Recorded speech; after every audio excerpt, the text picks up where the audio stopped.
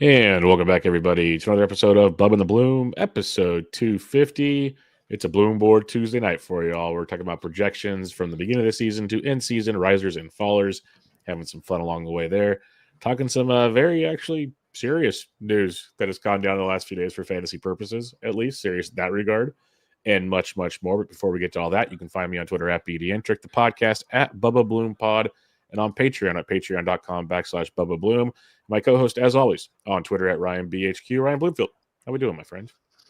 Yeah, serious news. I don't know. Maybe I had the wrong doc open, which I actually did before the show. I'm doing well. Congrats on 250 to us, I guess. I didn't realize it was episode 250 until a few minutes ago. So that is a nice little milestone. We'll hit 300 by roughly the end of the year. So that's cool. I don't know. Otherwise, just watching Kike Hernandez pitched in the 6th inning against the Padres, which is not cool at all. But whatever. Yeah, I love Dodgers Padre games, but not this one. 9-0. No, Dodgers had an opener. Sauer came in after the opener, had to throw 100 pitches and just wear that one. So he'll be heading back to AAA or the IL tomorrow. And Enrique's in the 6th, so who knows where that one's going. Bobby Miller gave up 10 more runs in AAA on Tuesday, so he's not an option. He did? Yeah, there was like a rumor that he was going to get called up to pitch Tuesday's game, and he stayed in AAA, and for good reasons, folks. So, wow. Times are tough in the Dodgers starting pitching landscape. Really tough for them right now. Your Giants won tonight. Took Mustache Agnes out in the 9th and got the win. Yeah, when you pitch to contact in Coors Field, bad things will happen. That's for sure. You guys Giants might be tied with the Dodgers after tonight. Yep.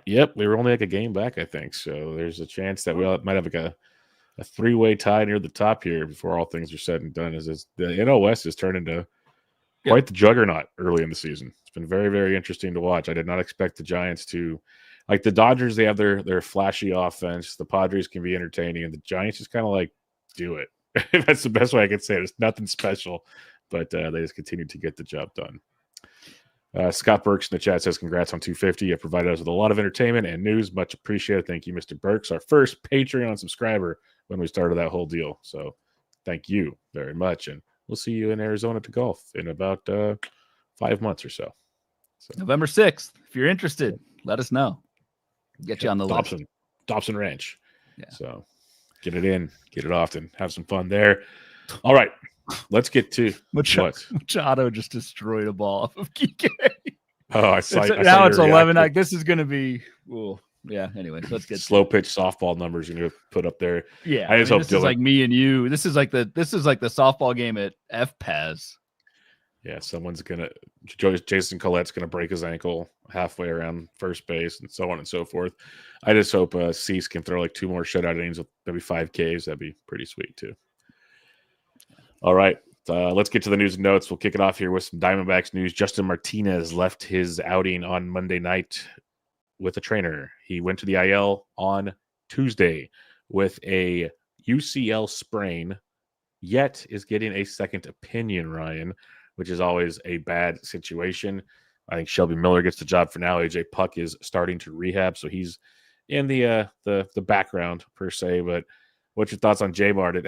We've been saying it, at least I've been saying it. I think you've been with me on this. He hasn't looked good since he returned, and 37 pitches against the Braves didn't help. Hasn't looked good really all year. I mean, the injury rumors have been circulating Justin Martinez for quite some time. This feels, I think we all know where this ends up. The second opinion UCL sprain. I don't know if it's with Dr. Reattach or not, but whoever it's with, I don't think it's going to be good news. So yeah, it's going to be interesting. Once AJ Puck comes back, I think we can all agree it's Shelby Miller for now. Shelby Miller, dude, he's actually decent. He's not 1.69 ERA, decent, which is what Shelby Miller has right now, but career high swinging strike, getting a bunch of Ks. ERA estimates are like mid 3s. I think he can hold the job. It's going to be interesting when/if AJ Puck comes back, which I guess would be sometime in July. I would think if Puck is healthy and pitching well, he'd probably go in there, at least share the role matchups wise. But I think for now, for the next few weeks, Shelby Miller is our guy. I don't know how widely rostered he is, but could be interesting in Fab this weekend. Yep. I think that's going to be very, very interesting because Puck is now throwing at 120 feet, so he's not even on the mound yet. So it's probably a good month before we see him. To your point, maybe even All-Star break when all things are said and done. So that could potentially be a good month to 2 months of Right. Shelby Miller getting a chance, assuming he can still throw well, to get those saves, and definitely someone to consider in Fab. Hunter Green. This one is bizarro world. He hits the IL with a hamstring injury. I mean, a groin injury, the second groin injury of the season for him that landed on the IL. But now Hunter Green is getting a second opinion on his groin and his back injury. As Ben Tidd opened by Ice 2 on Monday's show. Lately, we've been hearing back injury, and it's related to the lat lately, which is more of a shoulder injury with Pablo Lopez and some others. What? So this is quite concerning when Green's getting a second opinion on this. Yeah, I just went through the half the human body there, Bubba. I learned some things there. Tough. I mean, I don't know what really else to say. Like, you're holding on to Hunter Green as long as you can, I think, but doesn't sound like this is going to end well. And unlike like a Justin Martinez thing, this could be a little bit more nebulous, where it's not like a clean, UCL, like he's done. What if Hunter Green is out 2 months? Then that's a tougher, with a non-arm, like that's a tougher decision to make. But we'll see. We will also see how Wade Miley does filling in for. I don't know if we have to see that one. I think we can kind of guess where that one's headed. We don't need Yahoo's AI for that one, so we got it. We got it, folks. Yeah, we don't need that one. You emptied the clip this evening, my friend. That was impressive. Yeah, if you think the clip's empty on that, just wait till they do another dumbass tweet, and we'll freaking have some more fun with it. But that's good stuff. Ryan knows how to poke the bear, folks. Here we go. I'm trying to poke. So if anyone's still left on Twitter, Bubba did a little Tuesday night rant against Yahoo. Well deserved, I think. Who if people don't know what we're talking, I guess we'll just spend a minute on it. People don't know what we're talking about. Yahoo this past week laid off 2 like prominent titans in the industry. A little bit more fantasy football, but do dip their toes into baseball. And then it came out today that Yahoo is generating AI-based articles with feedback from their editorial team. And if there are any issues or inaccuracies, the reader should let Yahoo know. Like, what? Yeah, that's unbelievable. So that's basically everybody off in the fantasy community, as it probably should. Yes, it should. So peace out, Yahoo is the way I see it. I would suggest Fantrax, CBS, even ESPN, if you are on a Yahoo league, really make them feel the pain on this one and just bury those greedy mothers. And I'm just going to leave it at that. See where it goes along the lines there. This one stings. I was mentioning this in the Discord on Monday. I was like, I'd love some Matt Chapman news. He jammed his hand sliding into first base on Sunday. X-rays were negative after the game. But on Tuesday, Chapman was placed down the IL before Tuesday's game with the hand wrist injury. He's going to seek out a specialist. He's going to go see them this week. We will not know the news until Friday on the severity of this injury. But Matt Chapman's exact words, I'll be out longer than 10 days. I hope to be back before the end of the first half of the season. So that doesn't make me feel great. There's a chance I'll be dropping Matt Chapman this Sunday based on the news we get. But it's basically strained ligaments is what they're saying. And then we'll get the full diagnosis on Friday probably. Yeah, I'm not quite there with a drop on Chapman, but it is so it is going to extend the second half of the season, kind of ended June. All-Star breaks a couple weeks after that. Why push it? Yada, yada. So I don't know. It sucks. I have a ton of Matt Chapman. He's been hitting quite well. Sucks for your Giants who need all the help they can get. It's Casey Schmidt time, who I just looked up. Casey Schmidt's numbers at AAA this year. 9 plate appearances. So can't take much of. Has he been hurt? Because he's been playing. He's been with the Giants a lot. Yeah, has he? Like on their bench. He's been on their bench. Yeah, he's been up with them. He's been on their bench. He had a home run tonight in Coors. I know he had a home run tonight, but God, yeah. Okay. Well, Casey he obviously hasn't been on my radar lately. Casey Schmidt for the infamous photo taken with the new Nike jerseys last season. If you want to really go check that out, little revealing, shows you how thin the jerseys were on that one. So that's right. Casey Schmidt is up with the Giants. The only reason I say this, like, because even with the Hunter Green, like Pablo Lopez was out 2 to 3 months. If Hunter Green's 2 to 3 months, we got to realize right now we have about 3.5 months left. So if we start stashing guys along those lines for 1, 2, 3 months, there's started to be like regression cost to this, I guess would be the word, if we're gonna get economic on this one. And that's where I think at least in 12s, the quick trigger might need to be taken. Yeah, I hear you. I'm going, as usual, going at it more the 15 route, and there's just not much corner. So I don't know. Either way, it sucks. And the timing is just really bad for Chapman. Another one, Bryce Miller, who said he was going to pitch through bone spurs. He figured out how to throw without pain, is the words they used. Comes back. He's made 2 starts. Has not looked good. And Bryce Miller's back on the IL. Logan Evans got the start on Tuesday evening. Bryce Miller's going to be shut down for throwing for 2 weeks. He's going to be out for at least 4 to 6 weeks with said injury. He's getting a shot in his elbow. All of these things don't sound great, Ryan.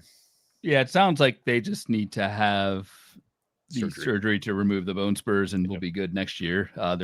They're just trying to get Bryce Miller through the season without surgery. I mean, I think that's obvious. I think Bryce Miller is a drop. I don't think that 4 to 6 week timeline. I will take the over almost every time there. And even if Bryce Miller hasn't really pitched well either, that's the other thing. It's not like when Bryce Miller comes back, what are the chances he reverts back to 2024 form? I think that's pretty small. It's been a 7% K minus walk for Bryce Miller this year. That's really bad. A single digit swinging strike rate. The actual skills themselves for Bryce Miller have taken a major step back, probably because of the injury.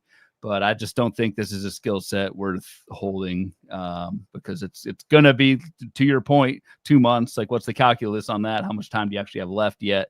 And how good of a pitcher are you actually getting? And good a pitcher the Mariners getting when Bryce Miller comes back. So for all those reasons, I think it's the end of the line for Bryce Miller in fantasy for right now. Yep, completely with you there. We have an Aaron Nola update. I don't know if you want to leave the room for this or if you want me to say the quiet part out loud, but Aaron Nola has been shut down for 2 weeks with a stress reaction in his rib cage. An MRI revealed that. He'll be shut down for at least 2 weeks is the actual terminology. So another setback. He'll have to ramp up again. They're hoping to have him back after the All-Star break. Not great. I don't know when this happened because, he was initially put on the IL for an ankle. Yes. So who knows? Yep. My guess is it's one of those he can't really trust planting on his ankle or pushing off on his ankle. So he's using other parts of his body to compensate. That's my guess. And it just, we've seen pitchers strain their hamstrings for almost a month by playing catch. So who knows what's going on these days? Pretty crazy. Yeah. It does give a couple more turns for Mick Abel. I hate to bring him up because I know you're licking your chops for some Abel pun. but Abel has pitched well so far. Pitched today against the Cubs, and regression monster came back a little bit, 3 earned in 4 innings. But before that, I think it was 11 scoreless. Mick Abel, just matchup wise, I think is worth looking at in 15 teamers and see what you have. What are his next few matchups? If only we had a sheet for that. If only we have a sheet that I'm pulling up. And then he's not even listed for the next thing. So I need to update the sheet tomorrow. Oh, it's because I know Ben and I were talking on Monday about Abel because he was a popular pickup because most were able to pick him up this week in Fab. That Nola was still projected to start on Sunday for RotoWire. Right. Yeah. So your algorithm probably still hasn't shuffled through that just yet. Dude, you sound like I'm like an AI guy here. What are we doing? My algorithm. We've seen you in the lab. It's okay. The gifts have been thrown in the Discord with what you got going on over there. But it's really weird because Abel was dominant in that first start, even with the strikeouts and everything. And the 2 starts since then, the K's really haven't been really there. He's just kind of there. But at least he's able to take the mound, so that's always a good thing. And to Uncle Ted's point, Andrew Painter threw another great start in AAA on Tuesday.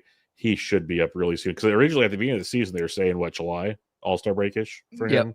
Yep. That might get pushed up if Nola's out longer type thing. Maybe. I don't know. Maybe. I still don't think they push Painter more than they want to. I think they're thinking long-term with that. Who's up first, Painter or Bubba Chandler? Oh, God. That's actually insane that you need to even ask that. I'm almost to the point with Bubba Chandler. Like, is Pittsburgh just going to wait until September and keep Bubba Chandler rookie eligible for next year for that extra pick if he wins rookie of the year? Kind of what it feels we're like right getting now. very, I mean, not very close, but we're like 2 months from that threshold. So I don't know. I will, to answer your question, I'll say Bubba Chandler, but it's wild that you even have to ask it. It's pretty crabby that we have to ask that. That's for sure. The Brewers made a promotion. Jacob Mizorowski, one of their top pitching prospects, will get the call and join the club on Wednesday. Somehow Logan Henderson is still not back up with the Brewers. Kind of perplexing there. They're saying Mizorowski likely pitches more out of the bullpen as a long reliever, is what I've heard some say. So maybe that's why Henderson's not up. Maybe it's just Henderson doesn't have the workload from the past. Who knows? But any thoughts on this Mizorowski situation? Because the way they handled Henderson kind of keeps me not interested. Right. This is a tough one because I think you look at like prospect folks and look at the raw stuff for Mizorowski and you get excited. And I think you see why. It was a 32% strikeout rate in AAA this year. Martin Sokolsky, who just delivers a ton of goods in our Discord. Shout out to Martin. Four Seam Fantasy, by the way, if you want to support Martin and his work on his Substack. I am a paid subscriber to his stuff and it's really good. But Martin was kind of had some really good insights on Mizorowski, basically kind of saying like he doesn't believe the control is good enough there yet where you can trust Mizorowski to pitch deep into games or even build up that innings count. I think he threw a comp of like Joe Boyle out there, was just awesome stuff, needs to learn to harness it. What are the chances that all happens instantly in 2025 for redrafters? And then on top of that, you throw in just the uncertainty with the rotation, like what happens when Brandon Woodruff comes back with the Brewers. So we'll talk a little bit more, I guess, on Thursday about Mizorowski in terms of fab, but like at first glance, I'm a little hesitant to dive in, I guess. And the Henderson thing too, I guess the schedule just didn't line up for him. What they're saying and what I'm reading. So I don't know. We will wait. But Henderson also, like, I probably need to start dropping him in 15s. I've been holding on. He's pretty close to his workload from last season already. So I just don't know how many innings we're going to get left. So we'll see. That's kind of what I was hinting at. He's like, he only threw like 81 innings last year. So it's like, how far do they stretch him out this year? He is a part of their future. We always joke about the Brewers rotation being dreadful. It'll be dreadful to start again next season. He needs to be a part of that essentially. So that's kind of where that one lands as well. So with you on that, well, I guess we'll see where it all shakes out. All right. A couple more pieces of news. Anyway, slept under a rock. Roman Anthony was promoted on Monday. So I want to get your thoughts. I talked to Ben about it. He's played the first 2 games. They already said, though, that Marcelo Meyer and Roman Anthony will likely sit versus lefties. So there's that. William Brady went on the IL. He also sat versus lefties. So who knows where that direction goes. But thoughts on Roman Anthony, who rostered in most 15s and 12s. It's going to be interesting this week. He's actually rostered a lot of 12s too. So never mind. Yeah, the platoon thing was a little illuminating, but it does kind of make sense. Like Rob Refsnyder the Red Sox have some good right-handed bats to play against lefties. Toro's been hitting well. Refsnyder's been hitting well against lefties. Romy Gonzalez is in there against lefties. So that definitely low. Like, I mean, Roman Anthony, if that is a strict platoon, that hurts his outlook. That hurts his playing time, at least for 2025. I don't really have anything to add that anybody who listens to our show probably listens to other pods and reads, about how good Roman Anthony is. I'm glad to finally see him up for the sake of our Red Sox fans, friends. But outside of that, like I haven't really even thought of Roman Anthony in terms of fab because I think he's taken in I think all my leagues.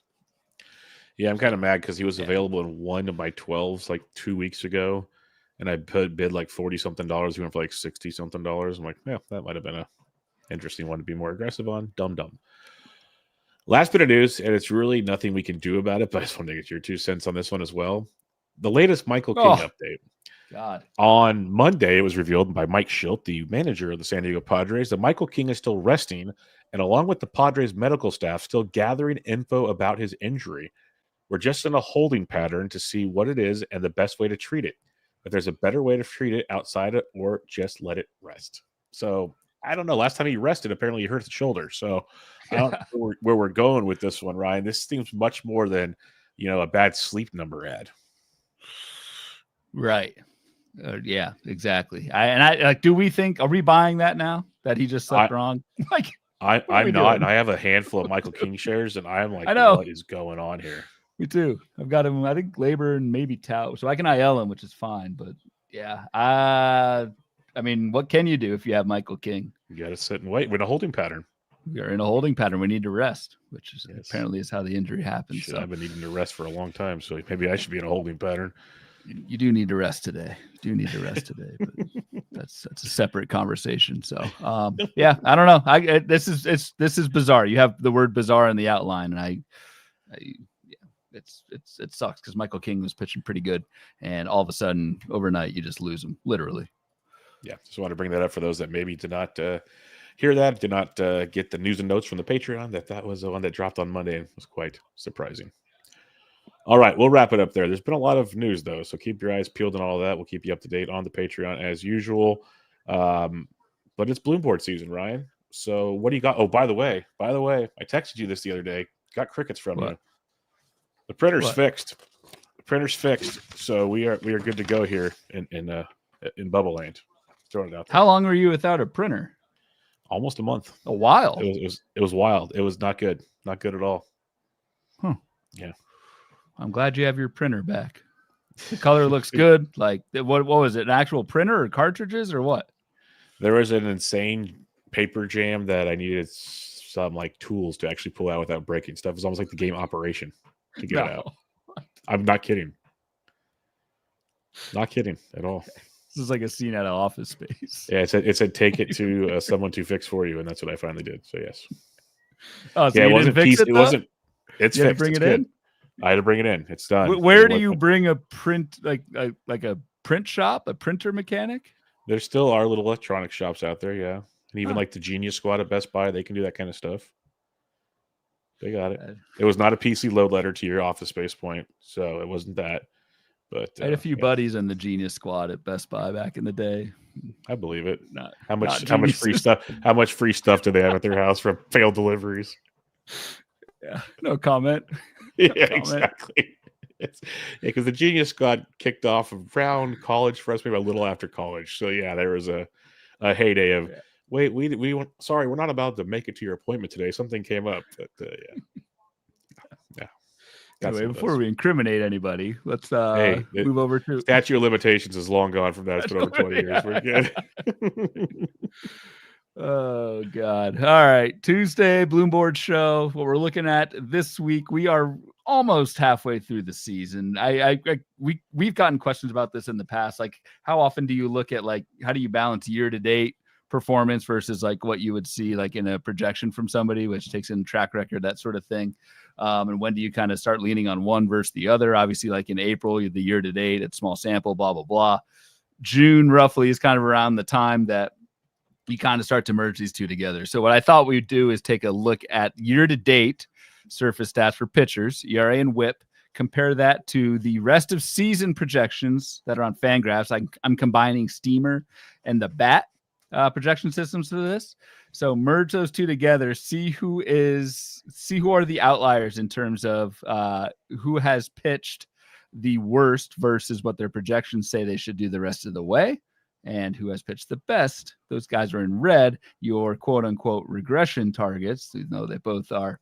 And we'll just kind of go back and forth on some of these guys and say, do we believe the projection rest of season, or do we believe the year-to-date stats? Which one do we lean a little bit more? So that's what we're looking at. Yep. Players in the green on the left side of the board for folks watching on YouTube are the guys who have underperformed versus their rest of season projection so far.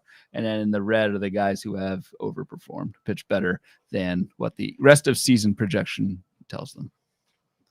All right, then let's just get right to it. Sandy Alcantara, 7.89 ERA, 1.58 WHIP on the season. Rest of season projections, 4.23 ERA, 1.31 WHIP. A couple weeks ago, I dropped him in a 12-team league. Well, his last two starts, Ryan, Sandy has thrown 12 innings, allowing 2 earned runs, 7 hits, 2 walks, and 10 strikeouts. Looking more, not all the way there, but a lot more like the Sandy of old. I think we were kind of wondering if it would just be knocking the rust off situation. I'm still slightly timid with him, but love what we're seeing. So I'm going to believe the projections are maybe slightly better than that.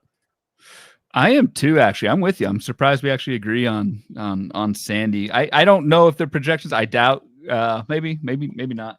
Know the kind of the context behind Sandy and the long layoff and whatever. I just think, like, for as bad as Sandy's been, he can't stay this bad. We all know that. We all know that, like, command is the last thing to come back after TJ, that sort of thing. Like, the velocity is still really good. It's still 97. Like, I just think this is a case of Sandy starting to get his command back, starting to get that feel back. I think Sandy can last a full season in terms of workload and innings. And given the way he's pitched lately, like, I'm not saying this is going to be the Sandy of old, but I do think he can beat a 4.23 ERA, a 131 WHIP, which is the rest of the season projection. I just think the way things are trending with Sandy, starting to look a little better, starting to get that command back, and that typically does happen after long layoffs. You do get better the further away you are removed from it. Yep, totally agree on that. So we're both in on the Sandy projection, slightly better maybe. Erod, Eduardo Rodriguez returned from the IL recently. He has a 6.7 ERA on the year with a 1.65 WHIP. Projections have him for a 4.2 ERA and a 1.3 WHIP the rest of the way. The WHIP's probably straight in line with what he's used to doing these days.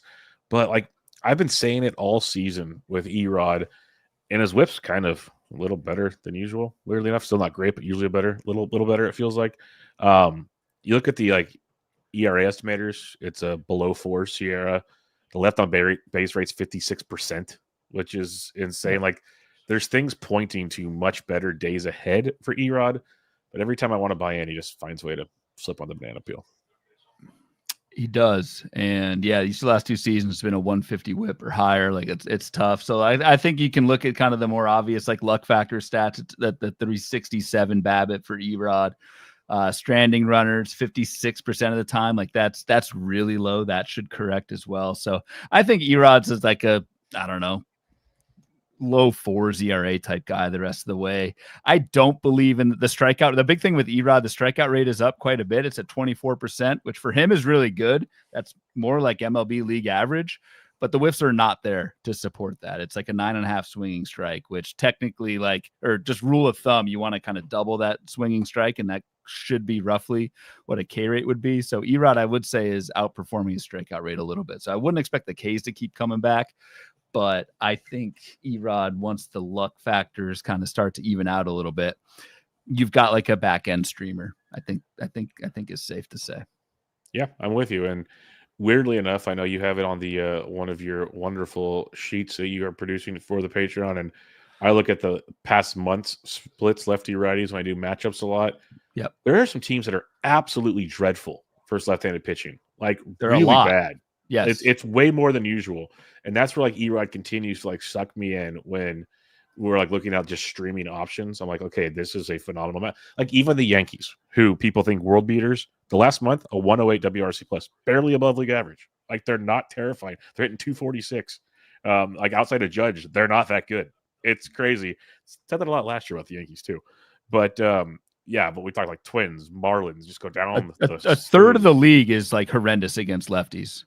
Have a 80% or sorry, 80 WRC plus or worse this season against lefties. Nationals, White Sox, Giants, Guardians, Reds, Royals, Rangers, Angels, Pirates, Orioles, Rockies. I think just being a left-handed pitcher in this league just makes you a pretty valuable streamer. So that's a really good point. Yeah, because right before we went on the air, and we'll move on from this, but I was doing the Robbie Ray write-up for tomorrow's matchups. Over the last month, the Rockies, 51 WRC plus. Yeah, oh, they're terrible. 51. That's why I streamed. It didn't really work, but I went with your boy Kyle Harrison tonight against the Rockies. But still, yeah, they're just so bad. It's so bad. But I digress. All right, I don't know if we could talk a lot about Aaron Nola here because he has to make the mound to improve his projections. We don't need to freaking talk about Aaron Nola, man. I got a better Aaron Nola question for you. Rest of the season, they're projecting him to throw about 100 innings, over under. Yeah, I'll take the under on that one. Take the under on that one. Jackass. Your guy Cease is on here too, by the way. Oh, we're gonna bring him up, baby, after his domination of the Dodgers tonight. We'll be right there, buddy. Perfect timing. This Perfect sucks. timing. Charlie Morton hits the list here. 6.59 ERA, 1.7 WHIP. We know the first half of the season was dreadful. Goes to the bullpen, gets a little better. We've seen the velo up, looking good. in the last few starts. Projections have him at 4.76, 1.41 whip, which is hefty. Where do you sit on Charlie Morton? It seems like a roller coaster of emotions when he takes the mound. Seems like a roller coaster of emotions, but as we talked about couple Tuesdays ago with the last 30-day kind of strikeout and skill risers, Charlie Morton was near the top of that list. It was really bad for Charlie Morton in April. It has been a lot better in it since May and June, and it's not just because Charlie Morton has that stint been in the bullpen. Like, he's been good as a starter as well. So I like Charlie Morton. I think the strikeouts can still be there. It's been a 13% swinging strike in May and June. Like, that's pretty damn good, even though he is a very old, not just an old. But I would take the under on both 4.76 ERA and 1.41 whip for Charlie Morton. I think he's probably still just a streamer, but could be a little bit more than that if the K's come up. And the next few starts for Charlie Morton, hosting the Angels, at the Rays, and then hosting Texas. Like, that's a pretty good stretch of schedule for Charlie Morton. So I like him. Yep. No, I'm liking him too. Definitely a streaming guy. Like, eventually it feels like the other shoe might drop with him just based on age and everything. But yeah, I could see the projections moving in the right direction. That's for darn sure. Bryce Miller, we don't need to talk about him because he might not pitch again this season. Ben Brown, 5.37 ERA, 1.43 whip on the season. A lot of that can be contributed to an 8 earned run start, a 6 earned run start, and another 6 and a 5 even. So four of his 11 starts has been 5 earned runs or more, but then the rest of them, 3 earned runs or less. Been very, very effective there. Rest of the season projections have him for 3.69, 1.22. So that's very solid numbers. If so, I'm kind of torn on this because of his last 2 starts have looked elite, but can we buy into the last 2 compared to the previous 9? It's tough because I would argue the previous 9, like, the skills were there during the previous 9, and just the results were truly horrendous. So it's funny. Like, I remember in the Discord, I put, like, all right, maybe I need to just, like, check myself with Ben Brown and just kind of give up that the skills are there and then the results are not. This is just who he is. He's a 2-pitch pitcher, yada, yada. And then Ben Brown goes out and does what he's done the last two outings, trying to work on a changeup on that third pitch. I think that's what Ben Brown needs to get by. Even if he just throws it 10-15% of the time, that at least gives hitters something else to think about. I think Ben Brown is still really good. It's a 28% strikeout rate. It's a 7% walk rate. Your whiffs and your ball rate are in line with both of those. Your ERA indicators are like low 3s for Ben Brown. I am in on Ben Brown. I hope he can stay in the rotation. And the results have to get better for him to stay in the rotation is kind of what I'm getting at. Yeah. Shota Amanaga is going to have 2 to 3 more rehab starts. He has another one this Saturday. So right. Ben's got a couple weeks maybe left to really prove himself. But, Cade Horton's been an up and down roller coaster. I was going to say, is it Ben Brown? Right. Is it assumed to be Ben Brown? That's the guy who is out. Like, Colin Ray hasn't been good lately. So yeah. In theory, Ray should go, but then I guess I'm just speculating. I have to look. I could be wrong, but these young pitchers like Horton and Brown, what's their workload been in the past? Like, were we approaching those numbers as we continue to slug along? All right, Cole Reagans. This one stood out in a big way. 5.18 ERA, 1.29 whip to start the season here. And, he had the injury. His last 3 starts have been 4 earned runs or more. Strikeouts have been there all season. Just the consistency on the mound has been a little skeptical, one might say. But projections have him at a 3.39 ERA and a 1.19 whip. I don't know if he gets to be that good. I'd like to think he could be that good. I just feel like there's something else lingering with Cole Reagans, and I have my Cole Reagans shares, so I'm slightly concerned. That's the thing. So, like, I would typically just look at the skills here and say, like, I don't see, like, honestly, Cole Reagans has better underlying skills than he did last year. Like, the K to walk is up from 21 to 29%. The ERA estimators mid-3s down to mid-2s. So, like, Cole Reagans on the surface is pitching really well. I do worry about the IL stint, the groin. Like, there is part of me that's like, is something underlying not right there. I don't have much Reagans. I don't think I have any Reagans, so I haven't been following it too much. But I think that is a valid concern. Yep. I keep throwing them, keep loving it, but there's that little part of the back of my brain kind of worried about this situation.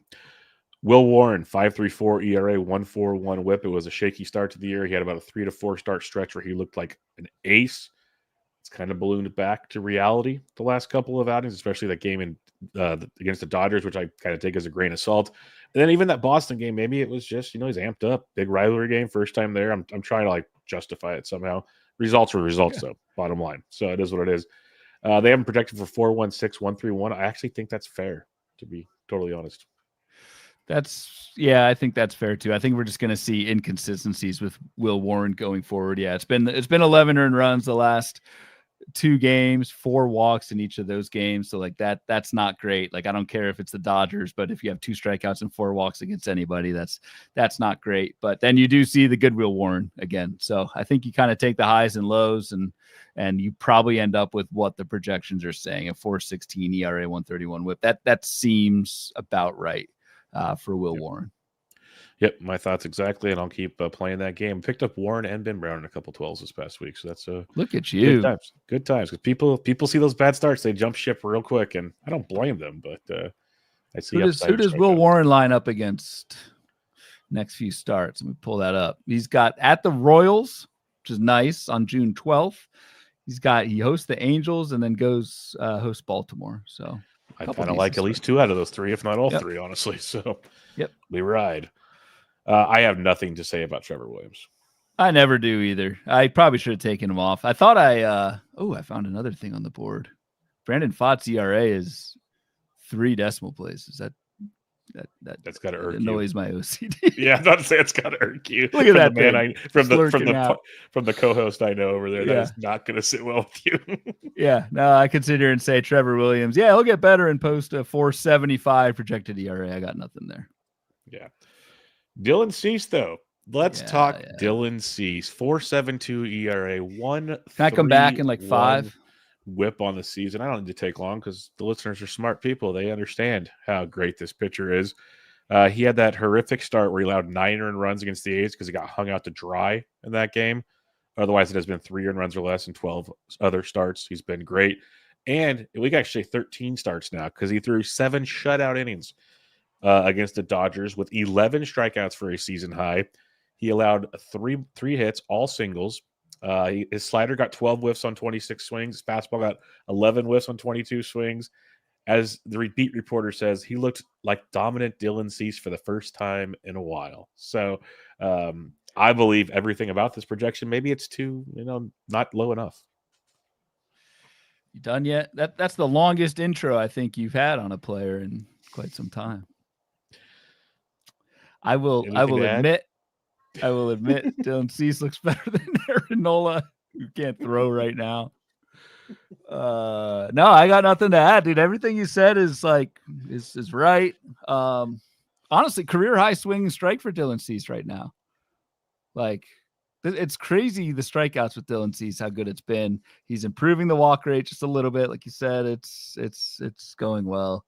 People on YouTube can see me rubbing my eyes, really wanting me to hear it in your voice. They can hear it in your voice. It's good. Gouge my eyes out while I'm talking here. But yes, Dylan Cease looks good, Bubba.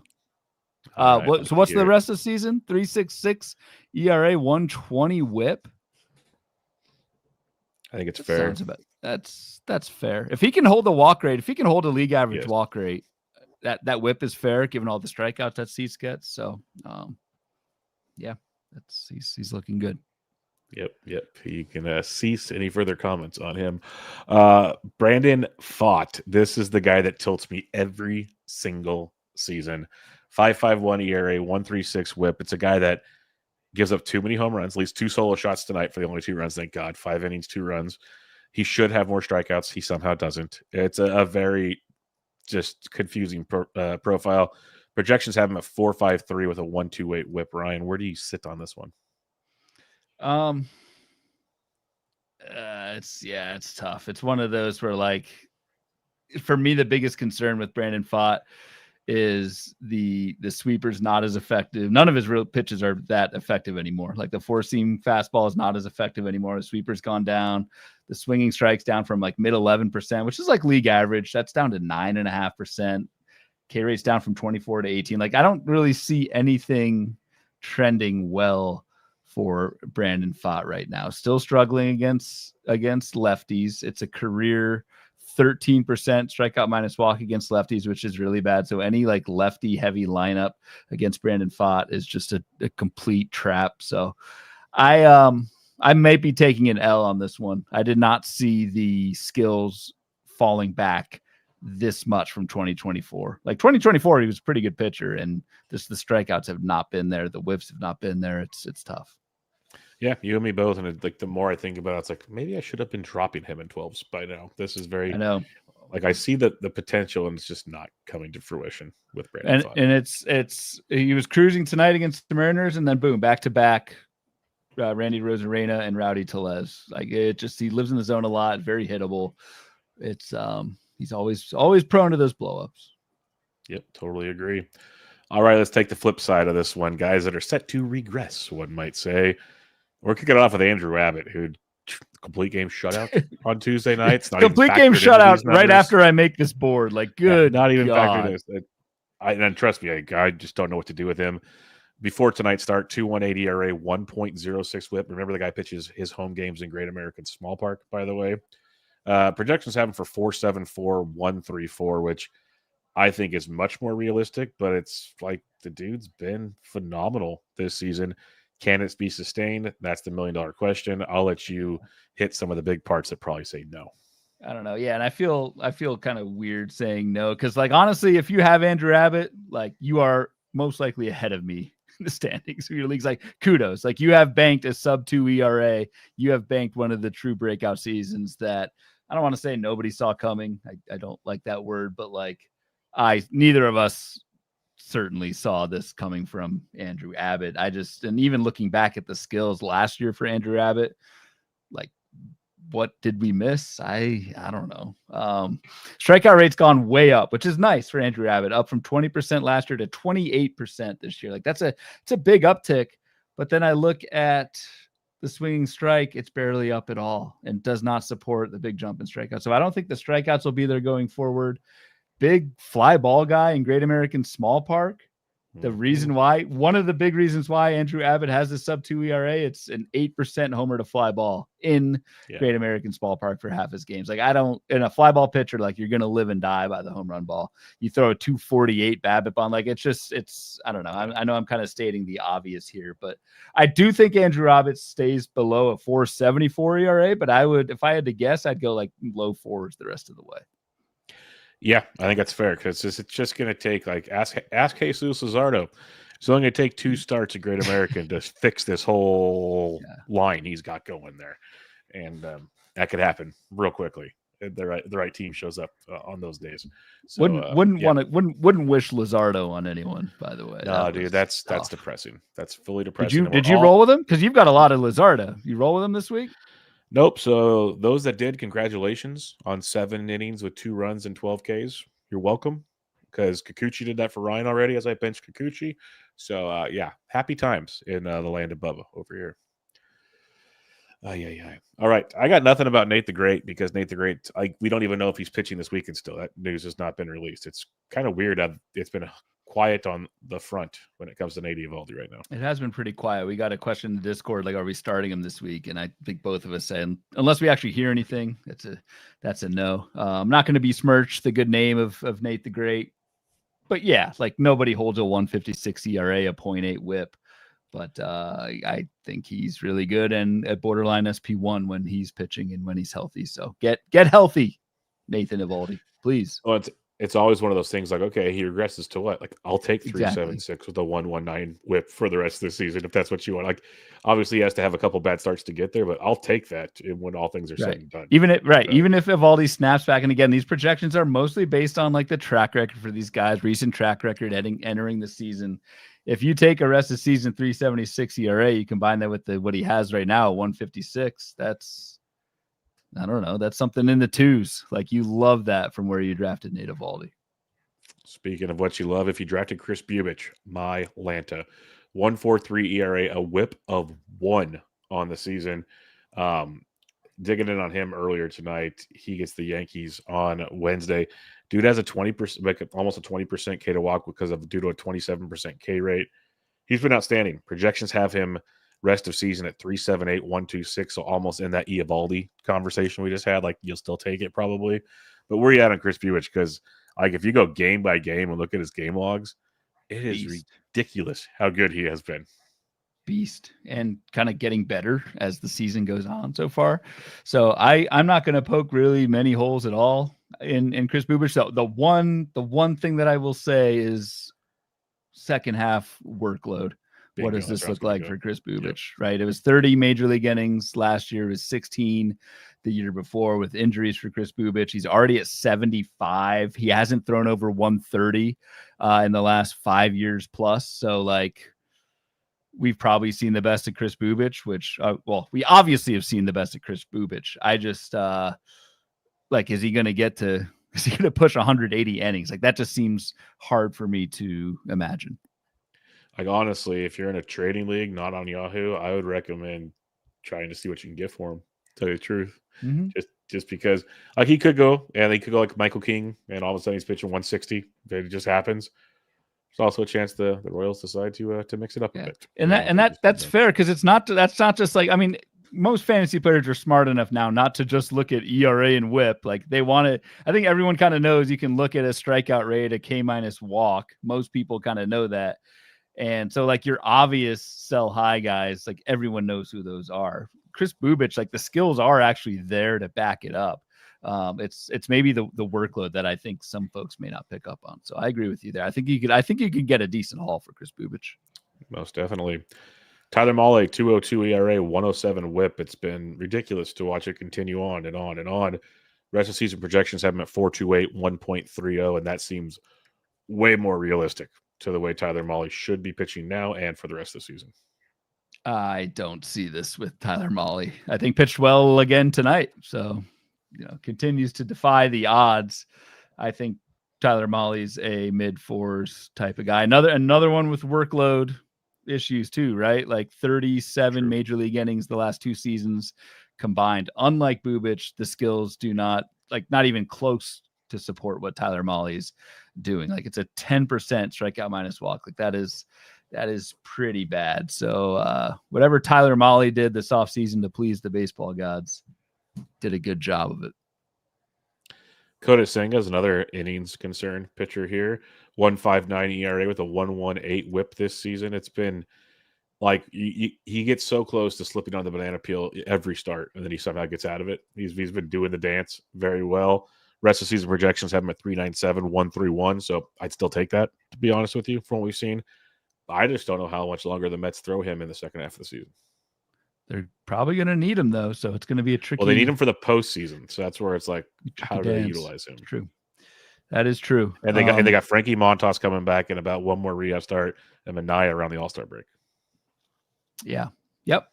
So similar to what I said with Andrew Abbott, like if you got Senga, kudos. I do not have any Senga, and you are reaping the rewards and not me. So that being said, it's a double-digit walk rate, man. It's almost 40% balls. Like the control has not been there yet. Kodai Senga has been able to strand 88% of runners. Yes. League average is like mid to low 70s. You tack on a 5% homer to fly ball, right? Like just has not been burned by the home run ball with runners on. So yeah, I am pretty pessimistic on Kodai Senga the rest of the way, especially the whip. Like a 131 projected whip, like that's actually pretty bad. But it's deserved, I think, given the bad walk rate for Senga. So, yes, I just kind of demolished somebody who has a 159 ERA, 118 whip.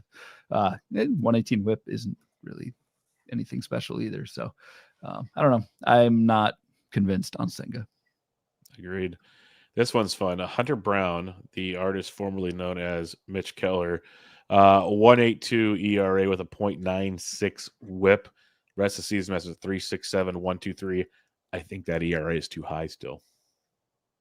You think the ERA is too high? I think it's closer to 3.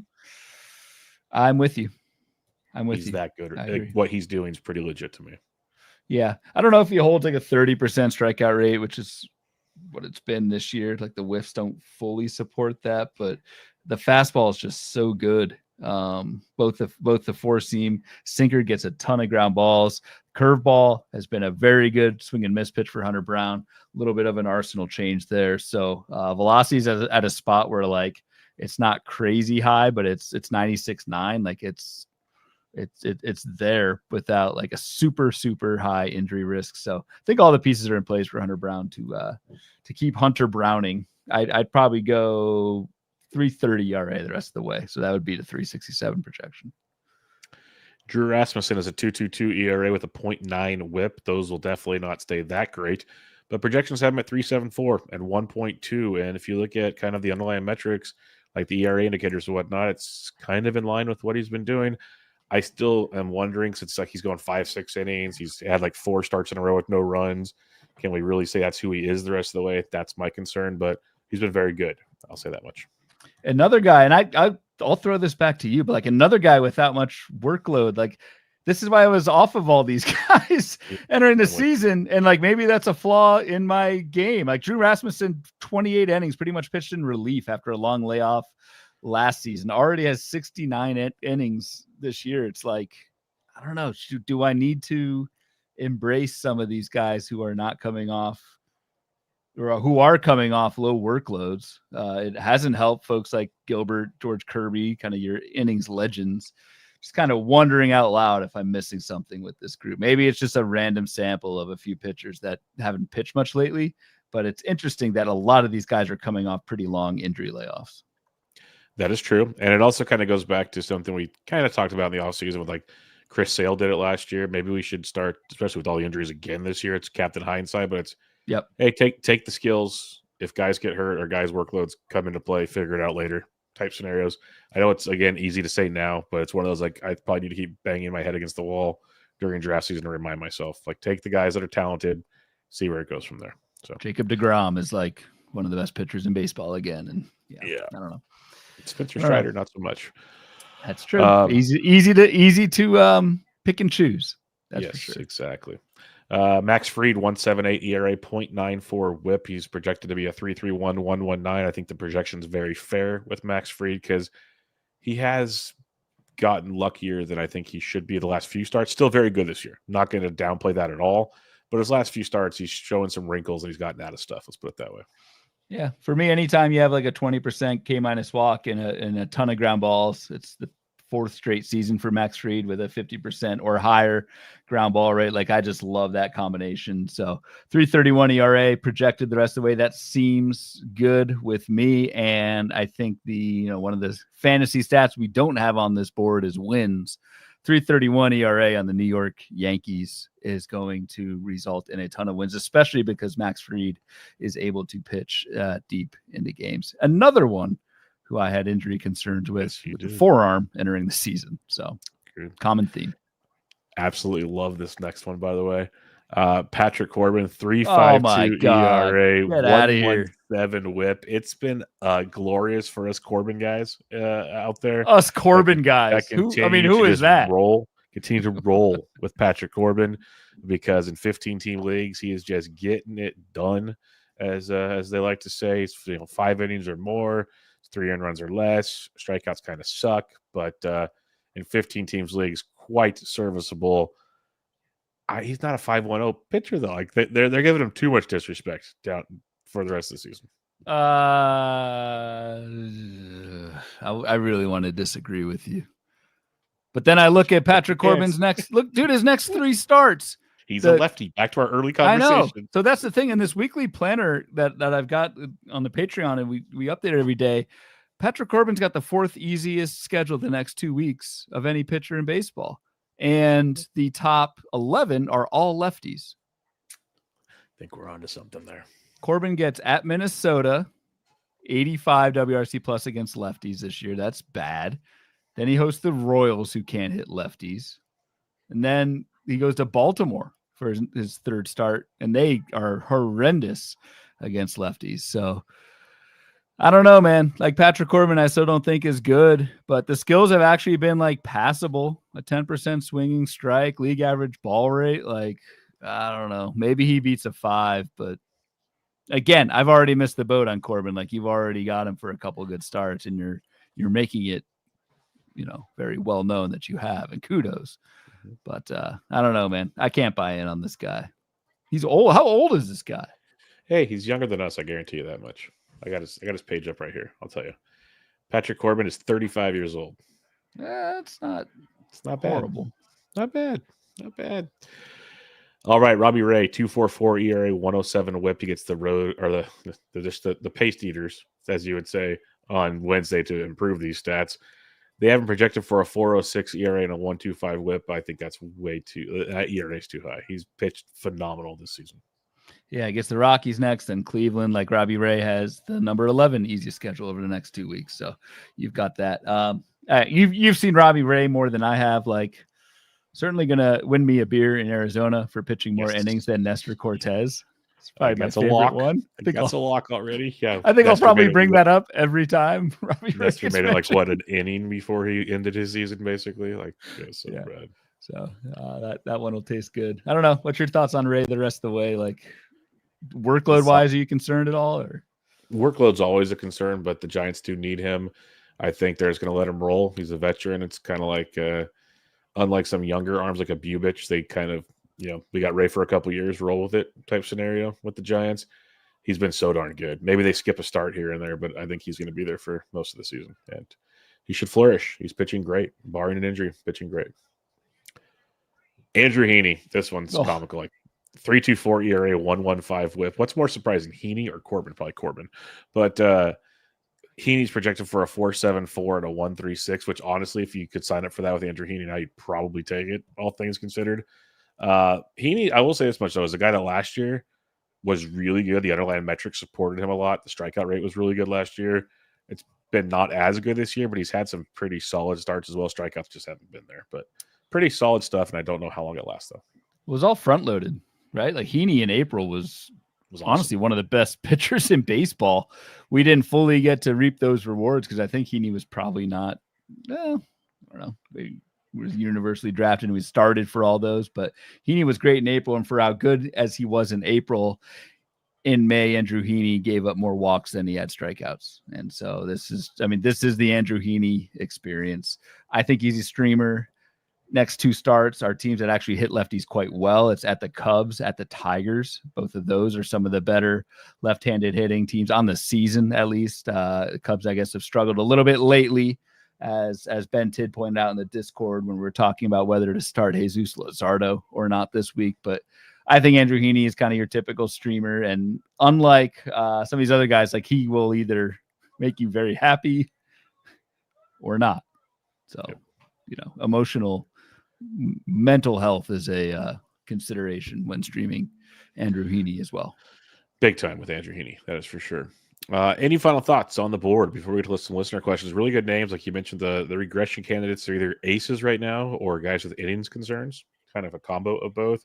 Or on the flip side, it's I don't know. It's totally a different group on the left side.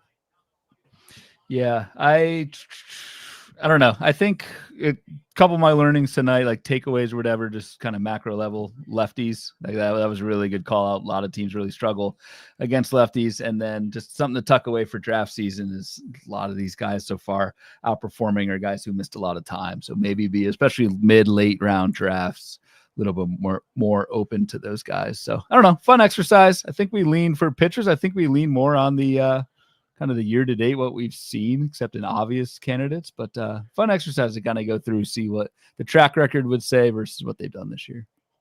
And it's also an interesting one because you and I and many others agree projections for pitchers are not the most easy things to trust. Correct. So it definitely stands out as well. And pitchers can, I've said this many times, but pitchers can reinvent themselves many times over, even within one season. So I think you just got to be quick, react to these things, and be aggressive with pitchers, because you don't have a lot of time in Fab to wait 2-3 good starts for these guys.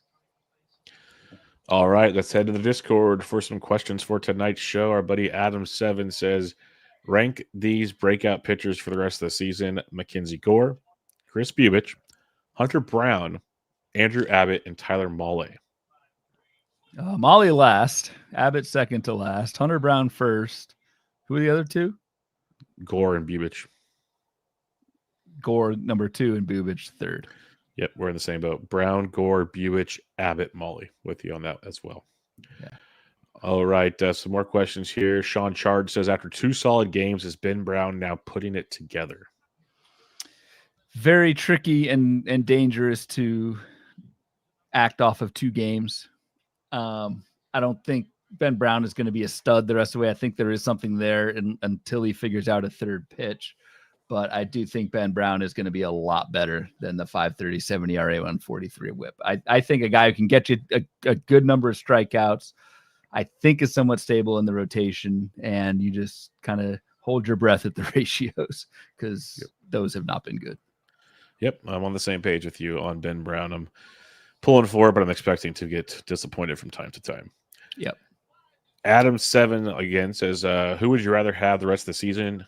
Jack Caglione, Roman Anthony, or Nick Kurtz? I know your answer. Ooh. Your answer, you can't even be. Your answer is pretty simple here, I think. Well, I'm in bed with Jack Cag, so Yes, I guess that's that is your my guy. answer. But I couldn't fab Roman Anthony. I mean, he was rostered everywhere. Honestly, I'll go Caglione Anthony then Kurtz. No, maybe I'll go Kurtz second, Anthony last. The platoon scares me, and he's never seen Major League pitching before. Yep, that's what I was going to have. Jack, Kurtz, and Anthony. That'd be mine as well. I know everyone's pumped for it, but if he does get platoon, that is going to really, really crush. So you've got Jack over Kurtz rest of the season. No, yes, Jack, Kurtz, because I think Jack has the better plate discipline. So I'll take the 2 on that one. Kurtz ballpark though could jump him over it when all things are said and done. I hope you're right. Got a little too Jack happy. Well, on Sunday night. All right, I'll stop. Let's go. Ben 10 said Patrick Corbin's numbers make me sick. I think they make me happy. JM 10,000 says, how much of a factor is Heaney's home park and him beating his projections this year? His 1.12 home run per 9 is a career low. That's always been his biggest issue. Can he keep this up? It helps. Yeah. It helps pitching in Pittsburgh. That is for sure. It does. It does. Especially for, I mean, I sometimes call him home run Heaney. Like that can't hurt. So maybe at home against teams that struggle against lefties, you'll be well suited there. Mailman Mike says, which projection are you buying the most on both lists? Let me pull the list back up here. I would say Sandy's 4.23 ERA, 131 whip. I think he can actually, I think he can beat that, but I like that a lot. On the red side, I would go, I'll say Kodai Senga. I'll back that up, a 4 ERA, 130 whip the rest of the way. I'll buy that the most. Yeah, I agree. He could probably do that, but I'm going to go Dylan Cease, of course, because I think that's legit. On the flip side, I think I buy Andrew Abbott's the most on that one. Like that fall. Wow. Okay. That fall from grace is going to be epic, I think, someday. But I said that last year, and he pretty much didn't either. But he wasn't striking guys out last year. No, he was not out this year, which is crazy. But he's still not missing bats. So yeah, I don't know. So yeah, Abbott for the podcast listeners, 4.74 ERA, 134 whip the rest of the way. That's what Bubba's buying. Dylan Cease, 3.66 ERA, 120 whip the rest of the way with a boatload of Ks. So yes. Mailman Mike says he's surprised to not see Freddie P on the list. I agree. On the red list. John Wilder says Abbott didn't like that you put him on the red tonight. That is true. Our buddy BP says, if you had to pick one side or the other, what side do you like more? I think I like the rare steak red side more, even though they should regress. Not Corbin, though. Sure. I think so. To kind of explain that more, like I just think projections look at more of a recent pitcher's track record. And as we just talked about, I think pitchers can change quicker than projections can kind of keep up with. So I am much more like, especially compared to hitters, where in general, I almost always side with the projections, with the exception of of rookies, young guys, whatever. Pitchers, I think they can tend more to kind of be who they've been this year as opposed to who they've been over the last 3 years. Agreed. Our buddy Michael Cicchini says, is Andrew Abbott a wizard or a demon? It's somewhere in the middle, that's for sure. He says, also, is it possible for both of you and all of us to lose the Cease Nola bet? So no, we can't. Yeah. So just quick, we did not make a bet. Cease versus Nola straight up. All I'm saying is they were similar profiles. Volume, strikeouts, shaky ratios. That's all I'm saying. You were scared to make a bet. You had the big claim, didn't want to make the bet. I understand. I did. We do have a beer bet with Aaron Nola though, and it's my Aaron Nola against your Schwellenbach. Brown, right? Schwellenbach. Schwellenbach. So gotcha. Yeah, you're that's looking looking good good too because Nola can't pitch. Aaron Gift says, "Are you picking up Brandon Pfaadt if he was dropped on a 12-teamer? If so, how do we know when he can be trusted again?" I'm thinking about dropping him in a 12-teamer personally. Yeah. Though would line up for a 2-step next week at Toronto, and then He's swinging it well. But then at Colorado for that 2-step next week. So you may want to hold on to Pfaadt for one more week. Yeah, Bubba. maybe one more week. Maybe. We'll see. I don't know. That Toronto start could be fireworks. Yeah. Once Boba Fett, starts going there. Hey, oh God. Corbin Young, our buddy, says, "Why isn't Mitch Keller on here?" Just kidding. I'd argue Bubich and Hunter Brown's skills won't cause them to regress that bad. Agree or no? I agree. Yeah, I agree completely. Agreed. Only disagreement I'd have is the workload with Bubich, but who am I to try and guess pitcher workload? We are very wrong about that often. Most definitely. That'll wrap it up, my friend. Any final thoughts before we wrap up another BloomBoard episode and get ready for Week 13 Fab on Thursday night? Oh man, fun one. By Thursday we'll be one round in U.S. Open. I know you're looking forward to that. It's gonna be some carnage. So I need to check out your golf show before we tee off on Thursday. Yeah, recorded that earlier today. If people play DFS, the pricing is pretty crazy out there this weekend, so you can build some fun lineups and like see how goes, so but, like because I haven't listened yet, but Scotty Scheffler's $14,400, which is just astronomical. Yeah, there's a $5,000 range because it's a major, but there's the qualifiers, so most of the $5,000 guys probably not in the cards. If you play Scotty, your last 5, the dentist, your last 5 picks like average $7,100. Yeah, so you're barreling it. But there's a great price range of like Lowry, Straka, Hatton, all these like Patrick Reed, these guys that just grind and could literally see these guys, finishing anywhere from -3 to +3, and that'll get you probably pretty well off for the weekend. Can you see Hatton just hacking away in the rough? Did you? Oh, you haven't seen it? Just spitting on the rough. Oh, dude, he posted a video on Monday of like multiple shots. Like his caddy recorded him, and they spliced it all together. And he's laughing, and just like he had one where the rough was stuck to his club, and he just threw it in the air. It's amazing. And I did say that on the show. I said another great reason to roster Tyrell Hatton this week is you could have the bet over under 9.5 4-letter words per round with Hatton because of the rough. Like he might implode and snap a club at some point in time. So it's going to be awesome. The Oakmont is pristine. It's a pristine golf course. It was built like in 1903 or something. The greens, the slopes and layers of the greens are just insane. Yep. There's everyone some really talks cool about stuff the rough out there in videos, like how they do ditches and the greens and where they can put pins, and it's fascinating. And what golf course has the interstate running through it as well? Just throw that one out there. The interstate goes through the golf course. That's quite the unique situation in my opinion. So I've hit a ball on the interstate before. So so have I, but it wasn't in the middle of the golf course. It was on the back end of a golf course, unfortunately. But so check that out if you guys like golf, like DFS. If it's nothing crazy, it's just a quick run through, gives us quick thoughts, and we roll on through it. So it should be a fun one. Like you said, the U.S. Open starts on Thursday. Carnage galore. Lots of good coverage usually for majors. So check all that good stuff out. Yep. Until then, check out Ryan on Twitter at RyanBHQ, the podcast at Bubba Bloom Pod, the Patreon, patreon.com/Bubba Bloom, and I am on Twitter at BDintric. For now, this is Bubba and the Bloom, episode 250. Catch you all next time.